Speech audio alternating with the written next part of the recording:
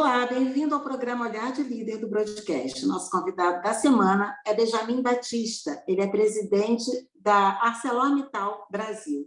Essa semana, Benjamin anunciou numa rede social a sua aposentadoria depois de 38 anos de empresa. Vamos conversar com o executivo hoje sobre a sua gestão na ArcelorMittal, o que deixará para o seu sucessor os principais projetos da Arcelor, que está investindo muito em aumento de produção no Brasil. Enfim, vamos falar um pouco sobre o negócio da produção de aço. Benjamin, muito obrigado por aceitar o convite do broadcast. Obrigado, Irene. Em primeiro lugar, só por uma questão de... vamos iniciar essa entrevista com uma curiosidade. Por que o anúncio da sua aposentadoria numa rede social? E mais, por que você decidiu se aposentar agora esse ano? Bom, nós temos aqui na companhia, os principais executivos têm o LinkedIn, né? Então, nós temos também dentro da companhia um mecanismo na ArcelorMittal, não é só no Brasil, é no mundo todo, né? A gente tem um mecanismo que a gente chama On The Move, né? Que todas as promoções ou aposentadorias, né? De todos os de gerente geral para cima, né? Gerente geral e vice-presidentes e CEOs são comunicadas ao grupo, para que o grupo fique sabendo, mas o acesso a essas informações é mais para o pessoal mais alto, né? Da escalão mais alto. Então, o LinkedIn serve para a gente dar uma comunicação, né, muito mais transversal para todos os empregados, né? Não saiu só no meu LinkedIn, mas saiu também, né, nas comunicações internas que a gente faz aqui na ArcelorMittal, algumas mídias sociais da própria ArcelorMittal Brasil, né, ArcelorMittal Tubarão, então, para dar uma divulgação para todos os empregados, né? Não é confidencial, são informações importantes, né, que todo mundo deve saber, não é só a minha aposentadoria, mas também como é que fica o processo sucessório, quem é que vai me suceder, a partir de que data. Então, isso é muito importante para a gente ser transparente em tudo aquilo que a gente faz. E você continua, né, como presidente do Conselho de Administração? Essa foi também uma outra comunicação, né? Eu já sou hoje conselheiro da empresa mesmo, né, do Conselho, né, mas o nosso atual presidente, né, que é o antigo presidente da ArcelorMittal, a quem eu sucedi, ele também está se aposentando agora de forma mais definitiva, né? E aí o senhor Mittal e o Aditya me pediram para assumir a presidência do conselho aqui da ArcelorMittal Brasil. Então, para mim, é uma coisa natural. Então, é perfeito, sem complicação. E me diz em função disso, como saiu no LinkedIn, aí o LinkedIn é público, tem muita gente que fica acompanhando, a imprensa quis repercutir, né? A imprensa quis repercutir, aí ligou lá para a nossa área de comunicação, né, corporativa em Belo Horizonte, perguntou se tudo aquilo que estava na mídia era verdade, a gente disse que era, então eles repetiram, só isso. E a decisão? Olha, a decisão já está meio atrasada, tá? Eu já estava querendo sair há 5 anos atrás. Eu estou com 67 anos, né?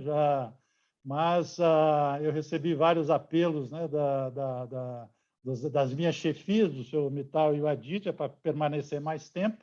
E o tempo agora está um tempo adequado, está um tempo perfeito para a saída. Vai ser um ano sensacional aqui para a empresa, né? E a outra coisa importante que a gente está também o processo de sucessão é um processo absolutamente natural, né? Porque eu tenho 2 chapéus, né? Eu tenho um chapéu não só como presidente da ArcelorMittal Brasil, mas nós estamos organizados aqui no Brasil em 2 grandes unidades de negócio, né? A unidade de negócio de aços planos, né? E a unidade de negócio de aços longos e mineração, né? Cada unidade de negócio tem um CEO, né? Então, eu sou o CEO da área de planos, e o Jefferson é o meu colega lá da área de longos e mineração, né? Além de que o meu segundo chapéu é presidente da ArcelorMittal Brasil, né? Que é o nosso CNPJ. A gente tem um CNPJ único aqui, lá na ArcelorMittal Brasil. A gente tem o que a gente chama o centro corporativo, né? Que faz os serviços compartilhados. A parte toda financeira está lá, né? Contabilidade, a parte tributária, o nosso serviço jurídico, né? A nossa área de compras, que faz trabalho para todo mundo, né? Então, além de eu tocar o negócio de produtos planos aqui, né? Eu também supervisiono toda essa parte e a representação da empresa, né? A nível corporativo, né? De modo que o Jefferson é a solução ideal para me suceder lá na ArcelorMittal Brasil como presidente, né? E o Jorge Luiz, que é prata da casa aqui da área de planos, né? Que ele está voltando de uma, vamos dizer assim, de uma experiência de 2 anos numa das unidades nossa lá nos Estados Unidos, terminou o contrato dele, ele está voltando para casa. Ele era o meu sucessor, que a gente já vem trabalhando aí há muito tempo nesse processo de sucessão, né? Então ficou bem adequado, né? O Jorge vai me suceder, né? Bem tranquilo, né? Bem Agora, você está tranquilo. falando que vai sair assim num momento bastante interessante e é um momento forte mesmo, né? Vocês estão retomando muitos investimentos aqui. Tem um grande na unidade Vega do Sul, né? Eu acho que talvez seja o maior agora investimento de expansão da Arcelor. Queria que você me falasse um pouco dessa decisão de aumentar a produção de aço lá em Santa Catarina, se isso vem por conta dessa demanda crescente. Queria que falasse um pouquinho desse projeto. O grupo acredita muito no Brasil, tá? O Brasil, aqui a nossa operação no Brasil tem dado sempre uma contribuição, né, para o grupo mais do que proporcional ao nosso volume de embarque, né? O Brasil sempre foi uma operação muito eficiente, né? E muito boa para o grupo, de modo que o Somital e o Aditya, que são os donos da empresa, né, eles têm muita confiança na turma aqui do Brasil, né, e acreditam no crescimento brasileiro, né, como a gente também acredita, de modo que todos os processos de crescimento nosso aqui estão acompanhando, né, o que a gente vê em termos de crescimento da demanda, né? Nós estamos no mercado de aço, né, de modo que a gente acredita que nós vamos crescer a demanda de aço no futuro do Brasil, então a gente está acompanhando. Então, esse projeto lá em Santa Catarina é um projeto natural nosso também. Nós entramos nesse mercado, vamos dizer assim, automotivo e mais de produto plano na área de construção, né? Nós entramos lá em 2004, quando a gente inaugurou Vega, né? Essa operação de Vega. A gente já fez 2 expansões lá e agora a gente está ainda na terceira, né? Nós estamos agora colocando mais uma linha de galvanização, né, para fazer produtos principalmente para a indústria automotiva, né, e para a indústria de construção e eletrodomésticos, né? Então, isso é uma consequência natural aí da nossa expansão, né?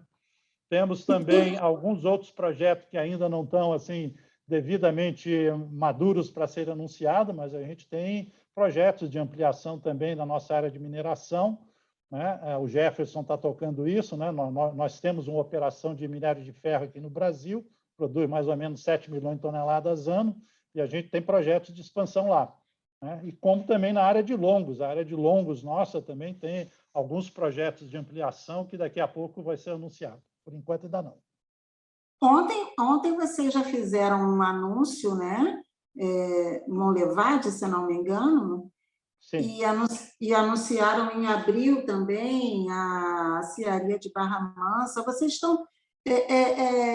durante a pandemia, teve muitas usinas fechadas. Quantas usinas vocês pararam durante a pandemia? Não, que a gente ainda está na pandemia, né? Mas na fase mais crítica da pandemia, a empresa teve que fechar quantas usinas? Abafar quantas usinas? Não, nós não paramos nenhuma das nossas plantas, né? O que a gente fez foi adequar o nosso nível de produção para a demanda que a gente estava vendo no mercado, né? A pandemia, né, ela teve um efeito assim muito brusco, né, nos nossos clientes, né? Os nossos clientes que tiveram que fechar unidades, como a indústria automotiva, né? Eles pararam a produção, né? Fecharam as plantas. Várias indústrias de máquinas e equipamentos também a mesma coisa, né? Num primeiro momento, a própria construção civil deu uma arrefecida, né? de modo que isso teve um impacto assim grande nos nossos clientes, na nossa demanda, assim, de um dia para a noite, de uma semana para a noite. O impacto foi muito violento, né, em termos de redução de demanda, que obrigou que a gente, eu não diria que fomos só nós, mas eu diria todo o setor industrial brasileiro foi obrigado a ajustar o seu nível de produção para essa nova demanda que se apresentava na frente, né? Nas nossas usinas de produtos longos, a gente tem várias plantas aqui no Brasil, né? E nós temos 3 delas que são, a produção é via serraria elétrica, né? Que a gente usa sucata para fazer no processo do aço, né? Então, essas plantas são mais fáceis, elas são mais flexíveis, né? Então, essas plantas a gente parou durante 30 dias, usamos essas medidas provisórias que o governo definiu, você podia paralisar, suspender contrato de trabalho, essa coisa toda. Então, a gente usou também esse mecanismo e paramos as nossas plantas de aciaria elétrica durante 30 dias, para ajustar, né, o nível de produção, né, essa coisa toda. Né? Agora, nas plantas integradas, né, que é a planta aqui de Tubarão, a grande planta que a gente tem aqui no Espírito Santo, né, que é a maior planta produtora de aço das Américas, para quem não sabe, né, a gente tem uma capacidade aqui de 7,5 milhões de toneladas de aço. Né? Essa planta, quando veio a crise o ano passado, nós temos 3 altos fornos aqui, 1, 2 e 3. Né? No momento que veio a pandemia, a gente estava operando só o 1 e o 3. Aí a gente foi o 1 é o maior, o 3 é o 3 é o segundo maior, o 2 é o pequeno que a gente tem, né? Que estava parado nessa época porque a gente tinha terminado de fazer uma reforma, né? E a gente estava aguardando a oportunidade para acender, para voltar a operar quando a pandemia veio, né? E aí a gente decidiu fazer o abafamento do forno 3, né? Que a gente tirou o forno 3 e ficamos com um forno só.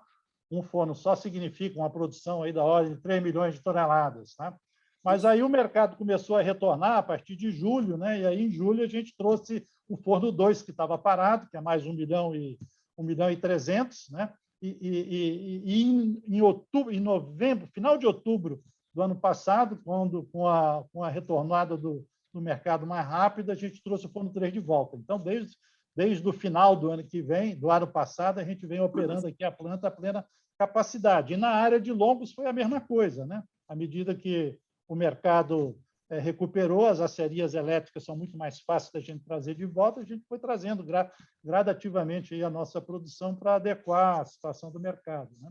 Bom, a Arcelor está trabalhando hoje a plena capacidade e está fazendo vários anúncios de expansão e de retomada até de algumas unidades. O senhor imagina que nos próximos 3, 4 anos a capacidade de produção estará aumentada em quanto? Qual é a meta, o objetivo? Na verdade, Irani, aqui na área de produtos planos, como eu lhe disse, nós já estamos operando a plena capacidade, né? Aqui na planta de Tubarão, que é onde a gente produz o aço, né? Nós já estamos operando a plena capacidade.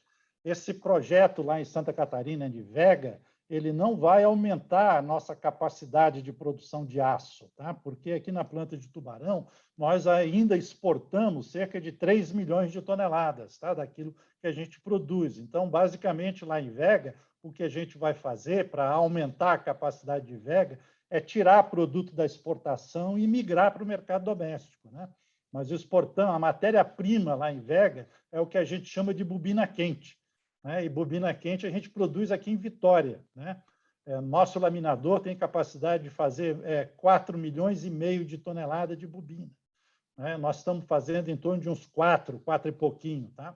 Agora, disso aí, a gente ainda está exportando mais de 1 milhão, né, desses 4. Então, é parte dessa exportação de bobina quente que a gente vai migrar para o mercado doméstico para fazer relaminar em produtos laminados a frio e produtos galvanizados lá em Vega, tá? Então, não tem aumento da produção de aço, tem aumento da produção de produtos acabados de maior valor agregado e voltados, basicamente, para o mercado doméstico, né? Entendi. A parte de longo... Hein? Esses galvanizados é para qual indústria? É para a indústria automotiva, indústria de eletrodoméstico e para a indústria da construção também. Tá? A gente já faz isso, nós vamos ampliar a nossa capacidade, né? Lá em Vega, hoje, a gente produz mais ou menos 1,5 milhão de toneladas, tá? e a gente vai colocar mais 600 mil com essa nova planta. Tá? De produtos terminados. Na área de longos, os anúncios que foram feitos recentes, né, foi o anúncio de retornar a aciaria da planta lá de Resende, que estava parada. Então, nós vamos voltar a produzir aço lá em Resende, né, e fazer billet. Né? E nós temos um laminador lá em Monlevade, que a Monlevade tinha um processo de ampliação lá no passado, e a gente ampliou esse laminador. Né? O laminador, só que a gente não tem capacidade de aço suficiente em Monlevade no momento para operar esse novo laminador. Né? Então, o que a gente vai fazer é pegar os billets que vão ser produzidos lá em Resende e transferir para Monlevade para laminar. Tá. E você acredita que essa demanda interna, essa grande demanda aqui, principalmente da indústria de construção, né? que vai continuar nesse ritmo crescente, essa demanda, por quanto tempo? Qual é a sua expectativa para esse momento que a gente está vivendo? Irani, a gente acredita que o mercado da construção vai continuar crescendo no Brasil. Não é só o mercado da construção residencial, né? O Brasil tem um déficit imenso de residências, né, para a população, né? Mas também a construção na área industrial, de galpões, né? O mercado do agrobusiness continua bombando e a expectativa que a gente tem é que ele vai continuar dessa forma ainda por muitos anos, em função de toda essa demanda que tem na China por alimentos. O Brasil já é hoje praticamente o maior exportador de alimentos do mundo, né? E para você produzir alimentos, você precisa de ter maquinário, né? Então, as máquinas agrícolas, todas elas consomem aço, né? Você precisa ter silo para você armazenar, né, os produtos, então, todos os silos consomem aço. Né? Você precisa e a outra área da construção que é importante, né?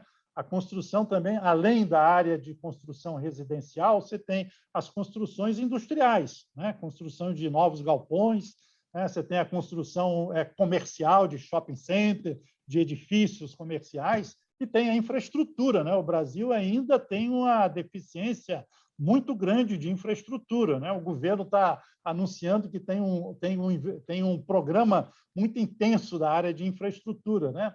Somente esses novos programas que foram recentemente aprovados no Congresso, por exemplo, na parte de saneamento, né? A parte de saneamento, se tudo isso acontecer, vai dar realmente um grande boom na parte de criação de infraestrutura também no Brasil, e tudo isso vai consumir aço. Então, a gente tem assim uma boa perspectiva, né? E estamos muito confiantes de que a economia brasileira continua crescendo, né? E não tem jeito, o crescimento é diretamente proporcional ao consumo do aço. Então, você acha que essa demanda continua forte? Você falou por muitos anos, mas imagina esse prazo em quanto tempo? Por uma década ainda de uma demanda forte? Irani, a nossa perspectiva é que a demanda de aço no Brasil tende a crescer, né, junto com o crescimento da economia, né? Então, eu não boto prazo nisso. Eu acho que, se você me perguntar, daqui a 10 anos você vai ter uma demanda muito maior que tem hoje, com absoluta certeza. Daqui a 20 anos você vai ter uma demanda muito maior do que aquela que vai ter daqui a 10, com muita certeza. Porque o crescimento do Brasil, o Brasil ainda é um país que, né, precisa continuar crescendo em infraestrutura, na parte de construção, tá certo? Inclusive na parte de máquinas, equipamentos, né? O Brasil ainda tem um potencial de crescimento muito grande, né? Então, eu não tenho dúvida nenhuma, né, de que nós vamos continuar crescendo só a demanda de aço, né? Eu vou te dizer assim, um dado mais ou menos... as economias desenvolvidas no mundo, né? Eu não vou dizer as economias que continuam crescendo, tipo China, tipo Coreia, né? Eu vou mencionar aí depois, mas quando você menciona Estados Unidos e Europa, as economias mais antigas e desenvolvidas do mundo, tem um patamar de consumo per capita de aço na faixa aí de 350 a 400 quilos por habitante. Tá? O Brasil só tem 100 quilos por habitante. né? Então, se Há você muito tempo, né? imaginar, para a gente chegar assim no nível de que os países desenvolvidos estão hoje, nós precisamos multiplicar o consumo de aço per capita, né, por 4. Como a população continua crescendo, você pode imaginar. Por exemplo, o país que tem o maior consumo per capita é a Coreia. A Coreia tem 1.000 quilos por habitante, porque a Coreia investiu maciçamente em educação, em infraestrutura, né? em grandes indústrias consumidoras de aço, indústria naval, né? Indústria de equipamentos, né? Indústria automotiva, toda a infraestrutura da Coreia, né? A mesma coisa com a China, né? A China hoje já tem um consumo per capita de aço acima de 500 quilos por habitante, né? Então, se o Brasil continuar crescendo, um Brasil grande, né? um país continental, e se continuar crescendo, né? na faixa aí de 3%, 4% ao ano na economia, Deus dará que isso venha acontecer, né? Nós o aço continua sendo, né? o material mais utilizado na indústria de construção, né? e na indústria da mobilidade. Se você imaginar toda a parte de veículos, navios, tudo isso precisa de aço, né? Não tem outro material que possa substituir, né? Ônibus, a mobilidade urbana, né? Então, nós continuamos acreditando de que a indústria produtora de aço do Brasil tem um excelente futuro.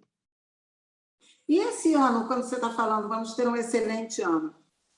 A questão também, né, nesse crescimento, aqui, que é uma coisa que vem muito em ondas, né, Benjamin? Assim, cresce, para, a gente está nesse ritmo de 100 por habitante, já tem, eu acho que algum tempo. Há E algum tempo, agora... desde e a, 1980. pois então.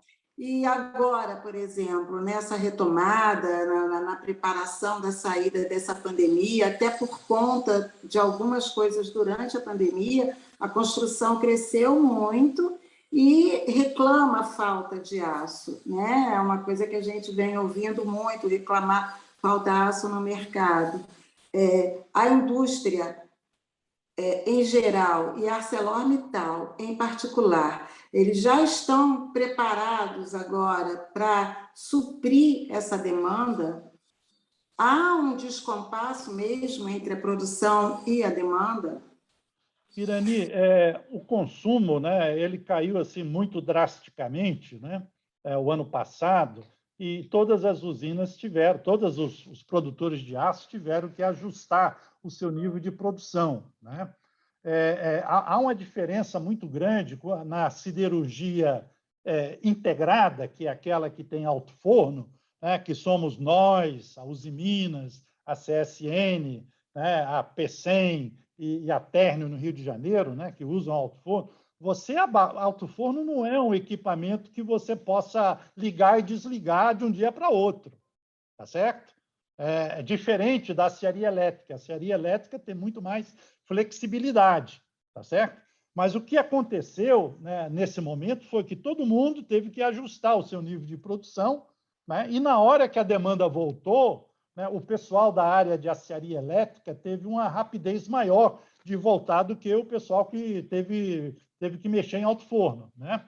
Bom, e aí o que você viu, né, de fenômeno foi a demanda real subiu de aço pela construção civil, pela indústria de máquinas e equipamentos, que, na verdade, não parou, o pessoal que estava ligado ao agrobusiness, né, não parou, porque o agrobusiness continua bombando no Brasil, né? Então, mas o fato é que os níveis de estoque, né, tanto os consumidores também, que não tendo uma visão clara de qual é que ia ser o efeito da pandemia nos negócios dele, né?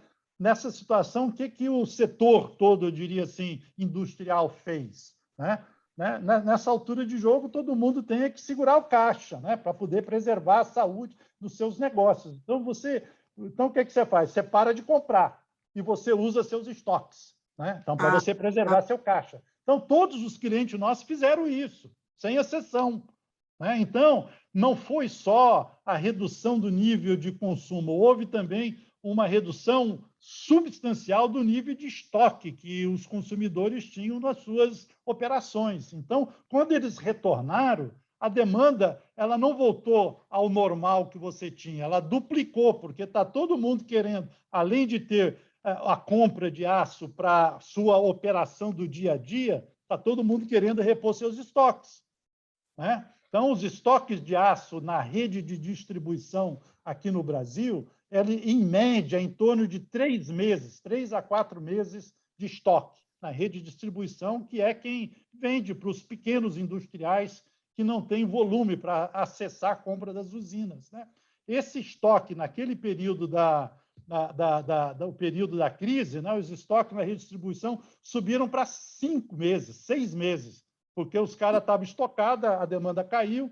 Bom, e eles foram, pouco a pouco, eliminando os estoques. A redistribuição foi vendendo e a redistribuição ficou com estoque muito baixo, em torno de 1 mês e pouco, tá certo? E esse foi o ponto máximo da crise, que foi, eu diria, foi no princípio do ano. Mas isso já voltou à normalidade. Tá. Isso é o que chama de estoque especulativo? Não, estoque especulativo, na verdade, é o que está acontecendo hoje, né? Porque muitas empresas estão, por exemplo, se você não tem uma segurança de que você vai conseguir, né, se abastecer de aço suficiente para tocar a sua operação, tem muito consumidor que está cobrando em dobro para se preservar, está comprando mais do que precisa, entendeu? E se todo mundo, se isso é um processo de manada, você tem uma demanda que não é real, você tem uma demanda acima da realidade, entendeu? Então, isso também existiu. Mas agora, o que aconteceu? O pessoal começou a importar desde o princípio do ano. Começaram a importar. Hoje você tem estoques, hoje já tem vários consumidores de aço que eles estão com estoque a mais do que precisam. Então, eu diria assim, que hoje o abastecimento de aço, de hoje não, mas já tem uns 2, 3 meses que está na absoluta normalidade. Não falta aço para coisa nenhuma aí. Tem acesso ao aço hoje no... Quem compra de usina, tem de usina tudo aquilo que precisa. E quem está precisando da rede de distribuição também tem. Hoje está sobrando aço aí no Brasil. Tá? E isso, a situação tende a ficar bem normalizada até o final desse ano ainda, né? Sem muito nem pouco, no justo. Eu acredito até que vai estar... Só para você ter uma ideia, né? Normalmente aqui no Brasil, a gente fala de qual é o import penetration, tá? Quanto da demanda brasileira ela vem com a importação de aço. Tá? Historicamente, isso é um número da ordem de 10% a 11%. Esse ano deve chegar a torno de 17%. Nossa. 6 a 17%. Tem muita importação entrando no Brasil. Né? E aí os estoques estão, eu já diria, os estoques são absolutamente normalizados. Não tem falta de aço em lugar nenhum mais. Se alguém disser que está faltando aço, é porque não está indo comprar no lugar certo. Benjamin, voltando um pouquinho, o que você destacaria como o seu legado, o que você deixa assim, de mais importante no seu comando da ArcelorMittal Brasil?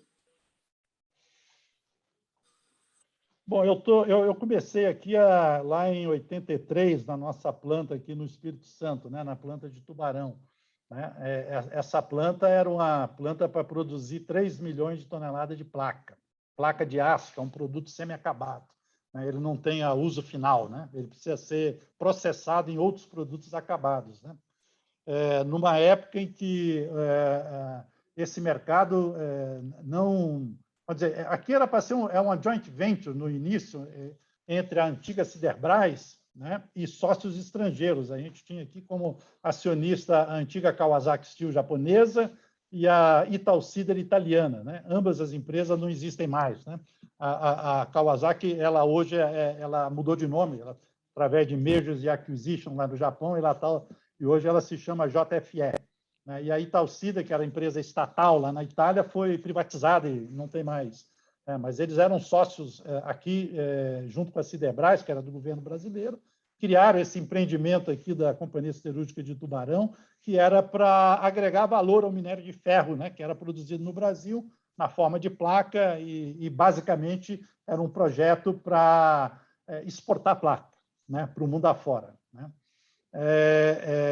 E na época, né, quando eu cheguei aqui lá em 83, para montar a organização aqui de exportação desse produto, né, nós fizemos estudos de mercado e o mercado mundial de placa que tinha no mundo era da ordem de 2 milhões de toneladas.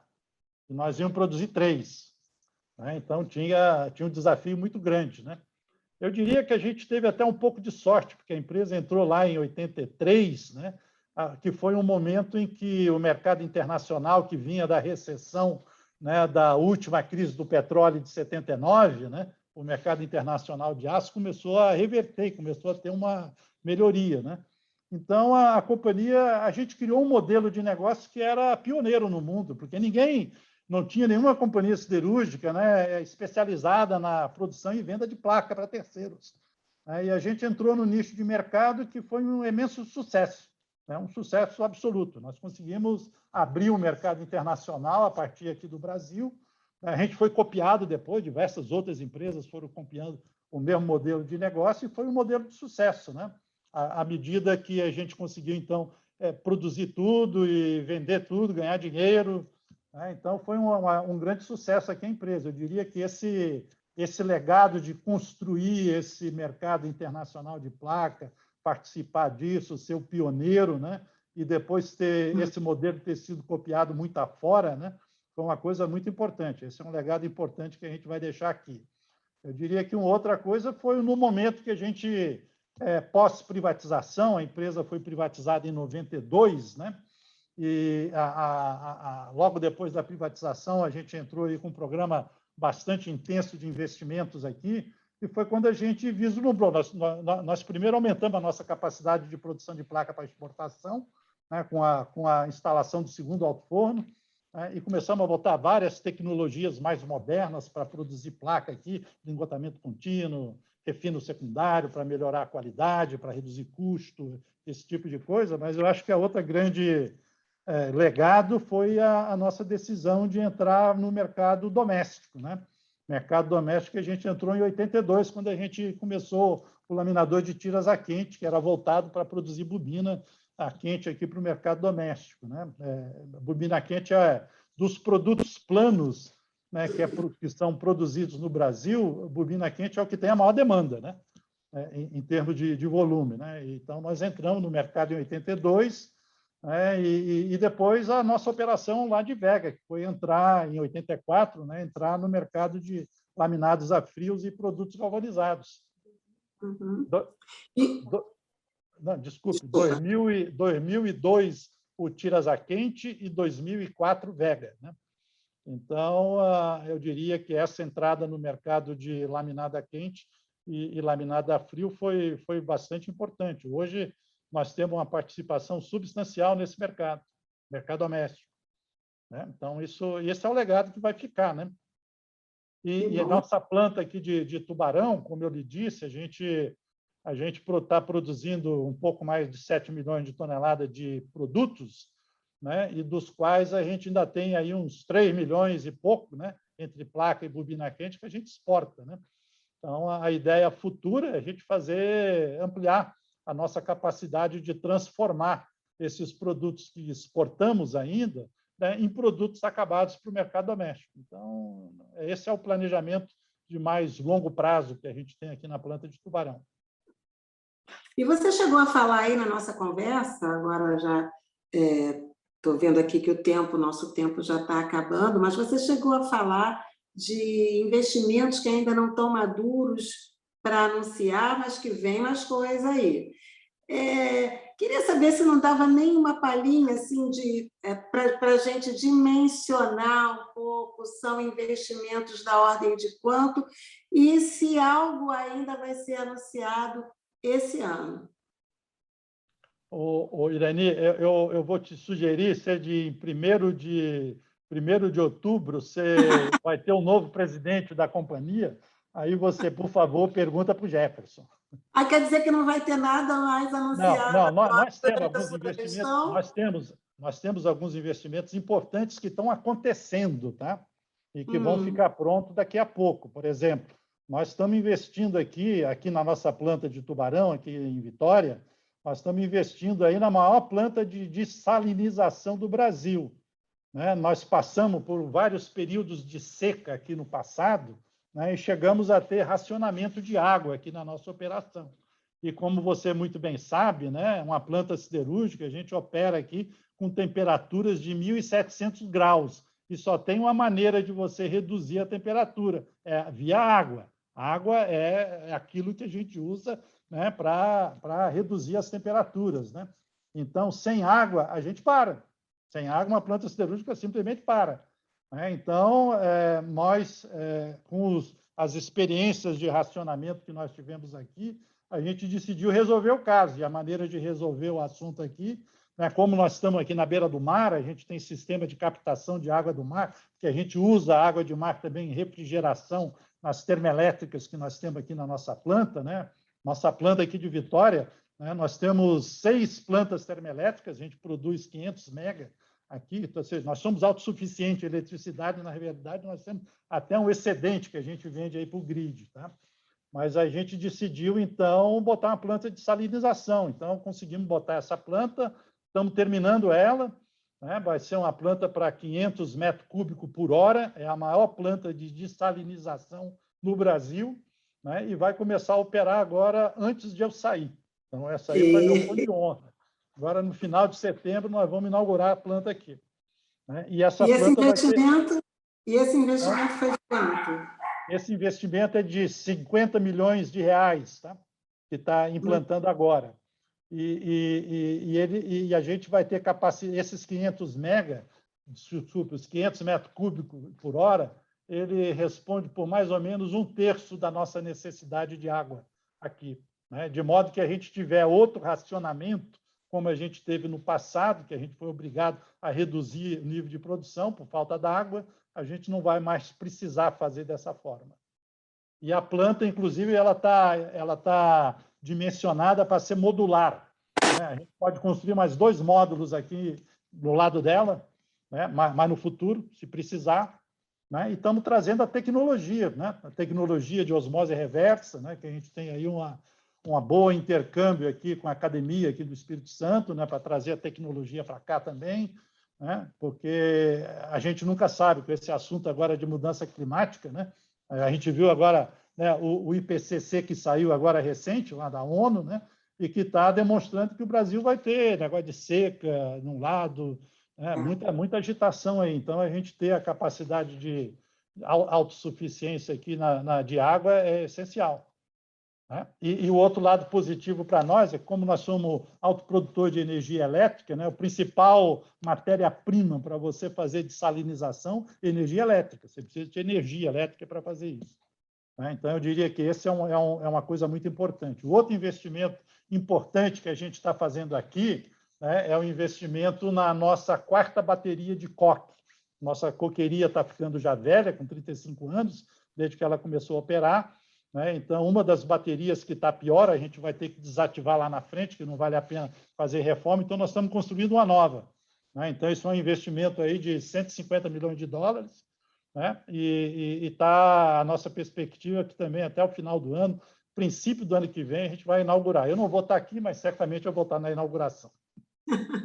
Tá bom. Benjamin, muito obrigada. Eu acho que eu só gostaria, se você me der mais um minutinho, de falar algumas coisas que são 2 coisas importantes, você não me perguntou, mas eu vou facilitar, né? O grupo já decidiu, o grupo ArcelorMittal decidiu que vai ser carbon free, né, a partir de 2050. Esse foi um anúncio feito pelo senhor Mittal e pelo Adit outro dia na Europa, né? E o grupo decidiu que nós vamos reduzir as nossas emissões de carbono a nível global 30%, até 2030, tá? E aqui no Brasil, a gente fez aí, lá na Europa, a gente está desenvolvendo várias tecnologias disruptivas que vão permitir a gente chegar nesses patamares que estamos comentando, né? Mas aqui no Brasil, a nossa meta em termos de redução das emissões de carbono até 2030, né, nós já assumimos a redução de 10% nas nossas emissões, né? E a partir de 2030, a ideia é a gente introduzir todas as novas tecnologias que estão sendo desenvolvidas na Europa aqui também, para a gente chegar a 2050 também zero carbono aqui, né? Então, acho que essa é é uma coisa importante para comunicar. Nós demos também divulgação, isso outro dia aqui na mídia, né? Eu acho que outra coisa importante que seria bom comentar é o nosso programa de diversidade e inclusão, né? Nós estamos desenvolvendo já nesses últimos 3 anos um programa robusto de diversidade e inclusão, já conseguimos definir metas quantitativas, né? E as metas quantitativas aqui é que até 2030 nós queremos elevar, né, em termos da diversidade de gênero, queremos elevar, né, o número de mulheres na nossa organização, que hoje é em torno de 14%, vamos levar para 30%. Já temos um plano de ação definido, vamos ampliar, né, a participação de mulheres na nossa força de trabalho, dos atuais 14% para 30% até 2030. E isso tem nas segmentação? chefias e na hierarquia... É isso que eu ia perguntar, se tem E na segmentação. hierarquia nossa, gerencial, nós queremos ter 25% de mulheres, no mínimo. A partir do cargo de gerência. Gerência para cima. Que bom, que bom. Até quando? Até 2030. Hoje é quanto nesses cargos? Hoje nós temos, no total da empresa, nós temos 14%, né, e 14% de mulheres nas chefias, né, e temos 9% no global, quando a gente pega o chão de fábrica. Nossa, que diferença, né? A nossa dificuldade não é muito na parte mais gerencial, tá? Porque na parte gerencial, praticamente todo mundo tem nível superior e hoje a gente tem bastante mulheres, né? Nós temos várias áreas aqui que as mulheres são predominantes, né? A área de comunicação, por exemplo, você só vai ver, a maioria são mulheres, né? Na área de RH, na própria área financeira, né? A gente tem realmente um percentual, inclusive na planta, as engenheiras, né? A gente tem analistas, a gente tem, assim, na área ambiental, a gente não tem muita preocupação, né, com a questão feminina, mas o problema é no chão de fábrica, né? São os operadores, né? E esse é o grande foco que a gente vai trabalhar, principalmente com o Senai e com as escolas técnicas, né? Nas regiões onde a gente tem planta, no sentido de atrair mais o público feminino. Então, eu queria te agradecer demais pela entrevista, foi ótimo o papo com você, e desejar muita sorte, e vamos nos encontrando por aí. Tá bom, Irene. Muito obrigado. Um abraço para você também.